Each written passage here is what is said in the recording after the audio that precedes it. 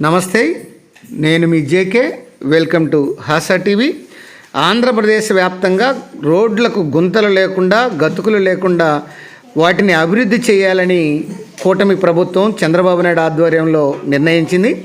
ఇందుకోసం 100 రోజులు కార్యాచరణ ప్రణాళికను తయారు చేసి ఈ 100 రోజుల్లో పూర్తి చేయాలని నిర్ణయించింది. ఆ వివరాలను ఈ వీడియో ద్వారా వివరిస్తాను. ఏపీ ప్రభుత్వం, కూటమి ప్రభుత్వం అధికారంలోకి వచ్చిన తర్వాత ముఖ్యమంత్రి నారా చంద్రబాబు నాయుడు ఆంధ్రప్రదేశ్ రోడ్లపై ప్రత్యేక దృష్టి పెట్టారు. ఏపీ రోడ్లపై గతుకులు లేకుండా చేయాలని నిర్ణయించారు. ఇందుకోసం ప్రభుత్వం 100 రోజుల కార్యాచరణ ప్రణాళికను అమలు చేయాలని నిర్ణయించింది. ఇప్పటికే నిధులు మంజూరు చేశారు.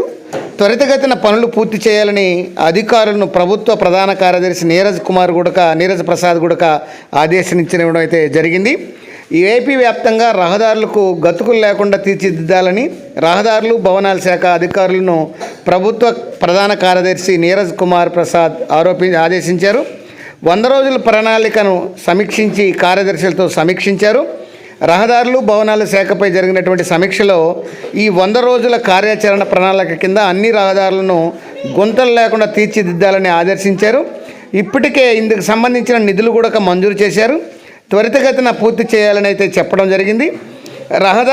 ప్రధాన రహదారులపై గుంతలు గుర్తించేందుకు అవసరమైతే డ్రోన్లు వినియోగించాలని కూడా సూచించడం అయితే జరిగింది. పనులు పూర్తయ్యాక ఆయా ప్రాంతాల్లోని ఏఈలు, డిఈలు, ఈఈలు, ఎస్ఈలు వాళ్ళ నుంచి గుంతలు లేనటువంటి సర్టిఫికేట్లు తీసుకోవాలని స్పష్టమైతే చేశారు. అంటే పనులు పూర్తి చేసి కంపల్సరీగా వాళ్ళ ఆధ్వర్యంలో సర్టిఫికేట్ ఇవ్వాలనేది ఆదేశం ఇవ్వడం జరిగింది. టెండర్ల ప్రక్రియను ప్రారంభించాలని కూడా సూచించారు. టెండర్లు ఖరారు కాగానే గుంతలు పూడ్చేందుకు చర్యలు తీసుకోబోతున్నట్లు తెలియజేశారు. అంతకుముందు ఉన్నత విద్యా శాఖలకు సంబంధించినటువంటి 100 రోజుల కార్యాచరణ ప్రణాళిక కింద మధ్యాహ్న భోజనం పథకం, ఎకనామిక్ క్యాలెండరు, నైపుణ్య శిక్షణ, వివిధ విద్యా సంస్థలకు రేటింగ్ ఇచ్చేటువంటి ప్రక్రియ, ఐటీఐలు, పాలిటెక్నిక్లు, ఈ పరిశ్రమలతో అనుసంధానం చేసేటువంటి ఇంటర్న్షిప్, అప్రెంటిస్షిప్ కల్పించడం వంటి అంశాలపై చర్చించడమే జరిగింది.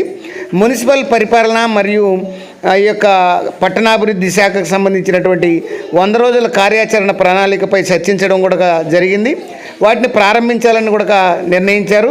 ఇక అన్నా క్యాంటీన్లు, డ్రైనేజీలు శుభ్రం చేయడం, అంగన్వాడీ కేంద్రాలు ప్రారంభించడం అనే అంశాల మీద కూడా ఈ యొక్క సమీక్ష నిర్వహించారు. అదేవిధంగా పంచాయతీరాజ్ మరియు గ్రామీణాభివృద్ధి శాఖకు సంబంధించినటువంటి గ్రామ సచివాలయ వ్యవస్థను బలోపేతం చేసేందుకు ఎల్ఈడి వీధి దీపాలు ఏర్పాటు చేయడం, అట్లనే ఘన వ్యర్థాల నిర్వహణ వంటి అంశాలపై కూడా సిఎస్ సమీక్ష నిర్వహించారు.